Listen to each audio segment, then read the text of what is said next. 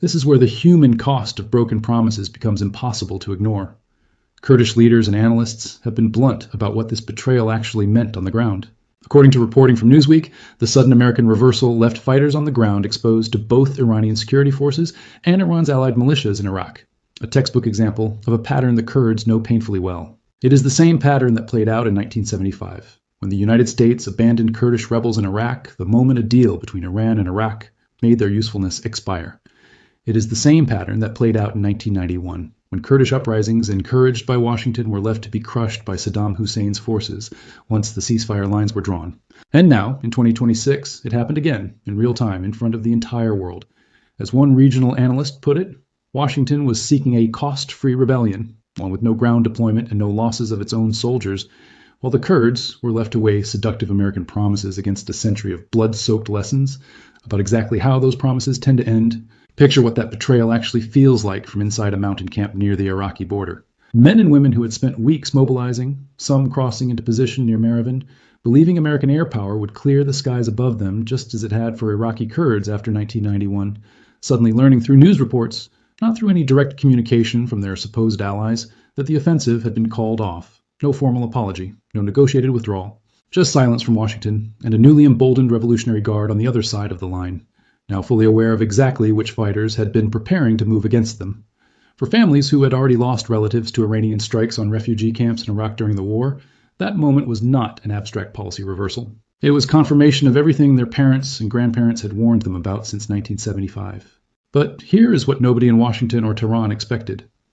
Instead of quietly fading away after being abandoned, Kurdish opposition groups did something far more dangerous. They kept fighting anyway, on their own terms, without waiting for anyone's permission or air cover. And that is exactly what exploded into public view on July 1st, when the Democratic Party of Iranian Kurdistan, one of the oldest and most organized Kurdish factions, announced that 6 of its Peshmerga fighters had been killed in a direct clash with the Islamic Revolutionary Guard Corps near the town of Piran, deep inside Iranian Kurdistan itself. The Revolutionary Guards claimed they killed 5 Kurdish militants in what they called a counterterrorism operation. The Kurdish group called it an ambush. But strip away the competing narratives, and one fact remains undeniable. This was not a border skirmish. This was a direct, sustained firefight happening inside Iranian territory, months after the official ceasefire, in a region Tehran has always insisted it fully controls. Now let's zoom out, because this single clash near Piran is only the visible tip of something much larger building across Iran's entire western frontier. That same week, Iran's Revolutionary Guard reported the deaths of 2 of its own members in what officials called a terrorist and cowardly act in the city of Pave, an attack claimed by a newly formed Kurdish group called Zori Hiwa, meaning Son of Hope, a name almost nobody outside the region had heard before this year. Days later, the IRGC announced a separate counterterrorism operation in West Azerbaijan province, right along the Iraqi border, claiming to have completely destroyed a 6-member infiltration team. The Kurdistan Free Life Party, known as PJAK, confirmed that 4 of its own fighters were killed in clashes near the city of Mahabad during the very same window. This is not one isolated incident. This is a pattern of nearly simultaneous clashes spreading across multiple provinces at once, exactly the kind of decentralized, low-level insurgency that is almost impossible for a conventional military to fully suppress, because it does not rely on a single command structure that can be beheaded with one airstrike. Majid Glai, president of the American Kurdish Committee, said something in the aftermath of these clashes that should be the headline of this entire story. He said, "This is not business as usual, that these are not periodic clashes on the border, and that what is happening now looks like coordinated operations reaching deep inside Iranian territory." Think about the weight of that statement. A man who has spent years tracking Kurdish-Iranian relations is telling you directly that the character of this conflict has fundamentally changed. Let's talk numbers, because the scale here matters enormously for understanding what could realistically happen next. Analysts estimate that Iranian Kurdish opposition groups based across the border in Iraq may number no more than around 1,000 lightly armed fighters, a force that, on paper, pales in comparison to the deeply entrenched security apparatus of the Islamic Republic, which fields hundreds of thousands of Revolutionary Guard and Basij personnel nationwide.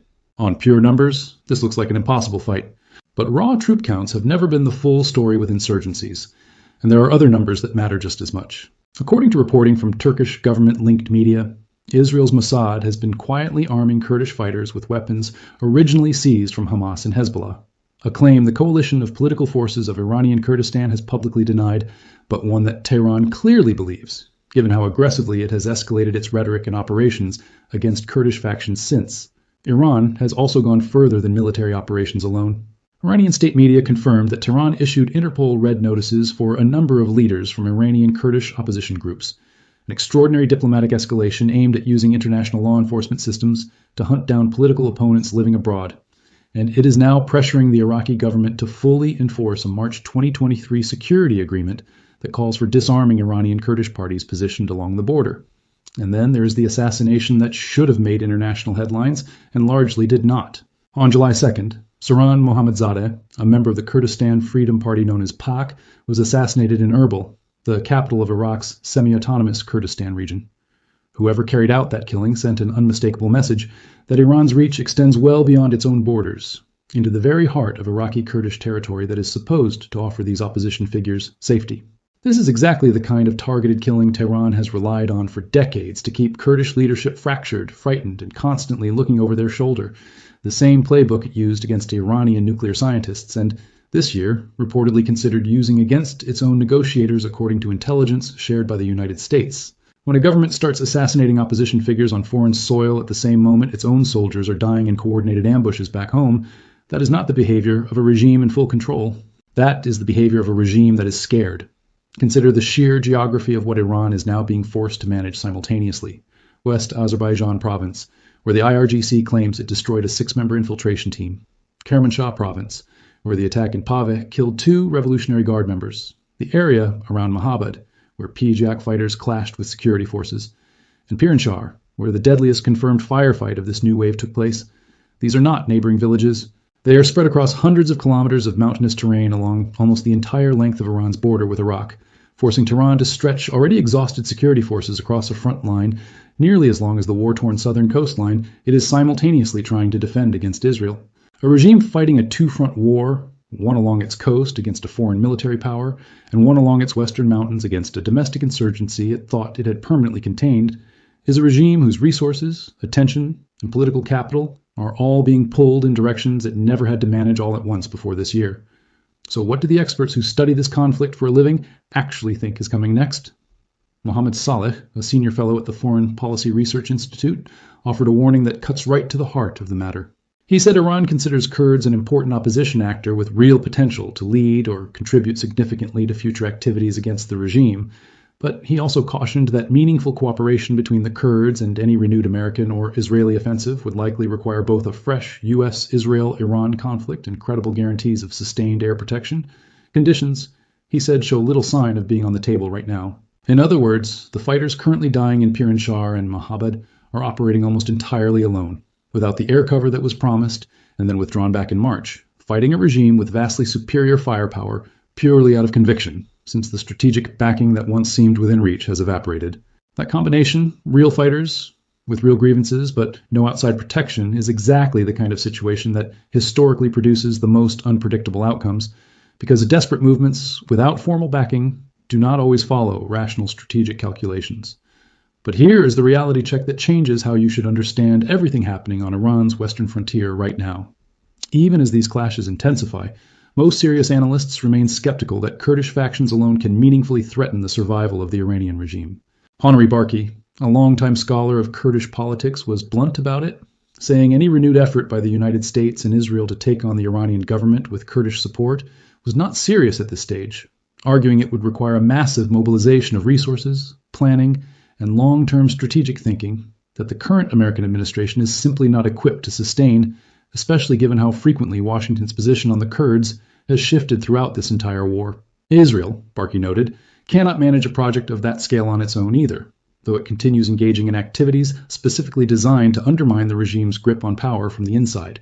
This is the uncomfortable middle ground where the Kurdish uprising currently sits, too significant to dismiss as routine border noise, but nowhere near strong enough on its own to actually threaten Tehran's survival. Without outside firepower, nobody is fully committed to providing. Now let's look at everyone else this fault line is dragging into the picture, because the Kurdish question has never respected national borders, and that is exactly what makes it so dangerous.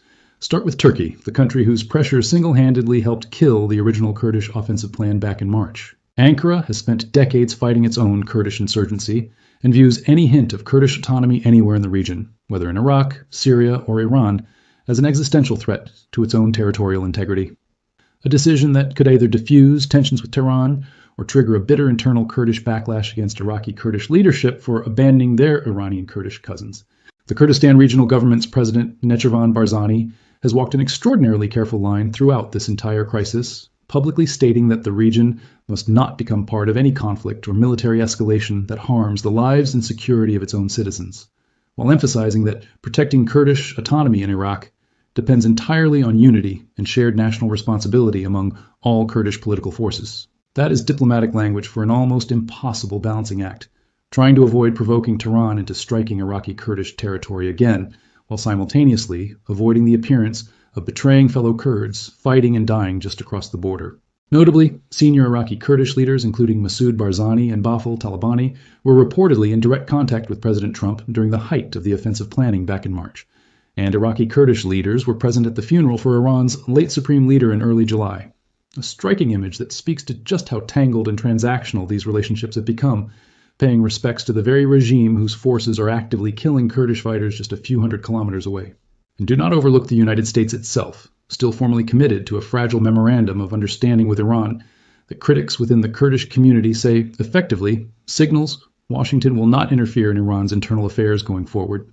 Majid Glai did not hold back his frustration with that language, arguing that even while negotiating with hostile powers, the United States should never abandon its public support for freedom movements, explicitly invoking Ronald Reagan's approach to the Soviet Union during the Cold War as the model Washington has failed to live up to here. That single sentence in the memorandum, whether intentional or not, has been read by nearly every Iranian opposition group, and especially by the Kurds, as confirmation of exactly the kind of abandonment their history has taught them to expect. So what is Tehran's actual countermove in all of this, and why should it worry anyone watching this conflict closely? Iran's strategy is built on the same formula that has kept its western frontier under control for decades: overwhelming force combined with psychological terror. That means continued drone and missile strikes on Kurdish opposition camps across the border in Iraq, continued targeted assassinations like the one that killed Sorin Mohammadzadeh in Erbil, and now escalating diplomatic pressure through Interpol red notices and direct demands that Baghdad and the KRG forcibly disarm Kurdish parties operating from Iraqi soil. A regime that just lost its supreme leader to a foreign airstrike, that is racing to rebuild bombed nuclear facilities in secret, and that is simultaneously fighting off Kurdish ambushes deep inside its own claimed territory, no longer projects the aura of invincibility that once made rebellion feel unthinkable. And once that psychological wall cracks, history shows it rarely rebuilds itself quietly. Think about what it actually means for a young Kurdish fighter in the mountains near Pir Shah right now. He has watched his government abandoned by Washington once already this year, watched promised air cover evaporate overnight, watched his own comrades killed in ambushes that Tehran dismisses as routine counterterrorism. And yet, according to Kurdish political leaders, recruitment has surged rather than collapsed, with what one Kurdish political figure described as a wave of proud, committed younger fighters filling the ranks of parties and camps across the border. That is not the behavior of a defeated movement. That is the behavior of a generation that has decided, promises or no promises, air cover or no air cover, that the fight itself has become worth continuing on its own terms. The Kurdish struggle, as one Kurdish official put it plainly, predates these negotiations entirely and does not depend on them. And any agreement that ignores the Kurdish question, the regime's ongoing attacks on Kurdish civilians, Tehran has spent 50 years insisting was fully under its control. The message sent to Iran was never really about territory or tactical victory. It was about proving, definitively, that the regime's western frontier is no longer the closed, silent fault line it used to be, that abandoned promises and withdrawn air cover were not enough to make Kurdish resistance disappear, and that a wounded, distracted Islamic Republic, still racing to rebuild its nuclear program in secret while fending off Israeli threats from the south, now has to fight a determined insurgency along its western border at the exact same time. Iran has survived Kurdish uprisings before, and it will almost certainly survive this current wave of clashes without losing formal control of its western provinces in the immediate future. But survival is not the same thing as stability, and every ambush near Pir Shah, every assassination in Erbil, every Interpol red notice issued against an exiled opposition leader is a small crack widening in a wall that already took a direct hit when Israel and the United States killed a sitting supreme leader in February. Compare that to what Iran looked like as recently as last year, when a Kurdish attack inside its own territory would have barely registered as a footnote in state media, quietly suppressed and quickly forgotten. Today, every clash is documented, photographed, and broadcast within hours by Kurdish media organizations and international outlets, forcing Tehran into a defensive posture it has never had to maintain before, constantly explaining away losses it once could have simply erased from the public record. That shift alone, from silence to forced acknowledgement, tells you how much control the regime has actually lost over the narrative along its own western frontier, even before you account for the fighters, the weapons, or the mountains themselves.